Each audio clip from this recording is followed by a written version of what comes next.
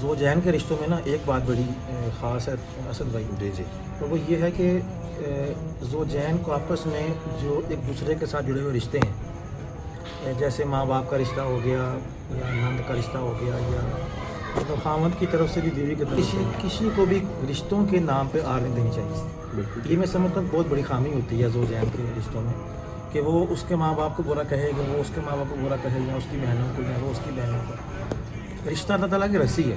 جی.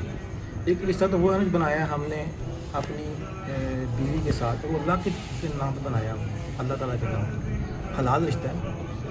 ایک رشتہ وہ ہے جو خامد کا یا بیوی کا اس رشتے سے پہلے بنا ہوا ہے، یعنی ماں باپ تو پچھلے 30 سال سے ہیں، 25 سال سے ہیں، شادی تو آج ہوئی ہے. جی. بہنیں تو 30 سال سے چلتی آ رہی ہیں، شادی تو آج ہوئی ہے.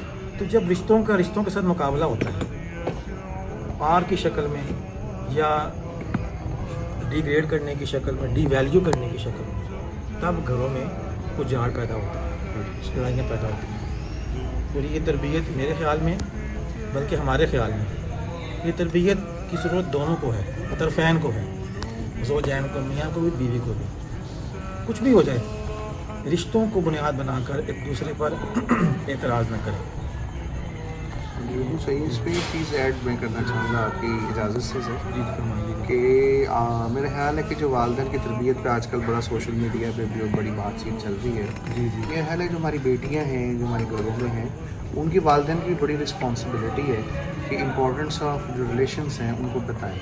اب ہمارے پرانے وقتوں میں ہوتا تھا کہ چھٹیاں ہوتی تھیں، خالہ گھر جاتے تھے، ننیال بچے جاتے تھے، انہیں رشتوں کی نا امپورٹنس پتہ چلتی تھی. لیکن آج کل سسٹم عبداللہ صاحب یہ ختم ہو گیا سر.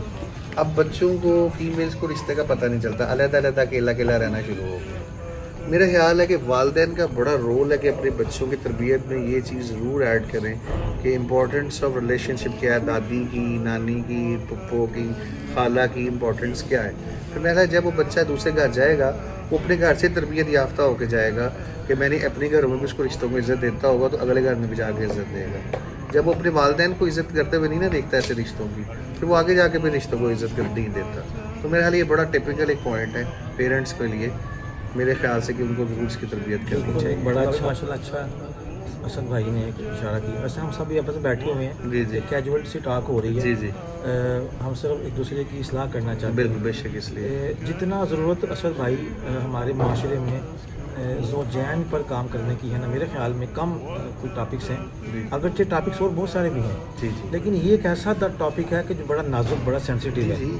یعنی ایک میاں بیوی کی لڑائی ہم سمجھتے ہیں کہ صرف میاں بیوی کی لڑائی نہیں ہوتی، بیسیکلی پورے خاندان کی لڑائی ہوتی پہلے ہوتا ہے گھر کا. یعنی دو فیملیز لڑ پڑتی ہیں نا آپس میں. جی جی.